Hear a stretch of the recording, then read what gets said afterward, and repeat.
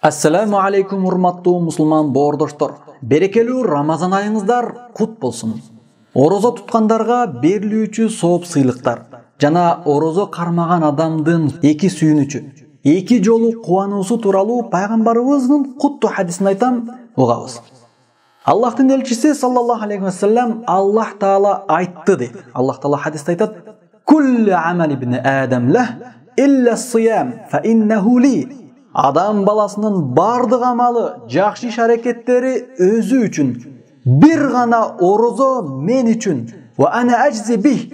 Мен анын сыйлыгын өзүм берем дейт Аллах таала. Хадистин уландысында айтылат: орозо бул калкан. Силерден бирөөңөр орозо болсо, анда ал уяттуу жаман сөздөрдү сүйлөбөсүн. Жана ачууланып үнүн көтөрбөсүн, кыйкырбасын. Эгерде аны бирөө жарым сөксө же урушса, анда ал ачууланбастан мен орозомун деп жооп берсин.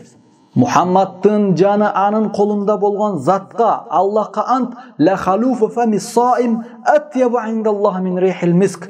Орозо кармаган адамдын оозунан чыккан жыт Аллахтын алдында мисктен, атырдан да жыттуу. Лис-саими фархатан яфрахума иза афтара фариха. Орозо кармаган адам үчүн кубана турган эки кубаныч бар.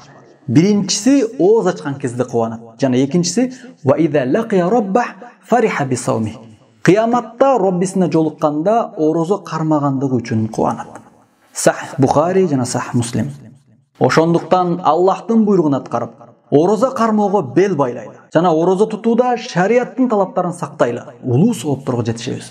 Чындыгында орозо кармоо үчүн чоң күч, чыдам жана сабыр талап кылынат. Сабыр кылгандардын сооп сыйлыктары өтө көп. Аллах таала Зумар сүрөсүнүн 10-аятында «Иннама юваффас-сабируна ажрахум бигайри хисаб».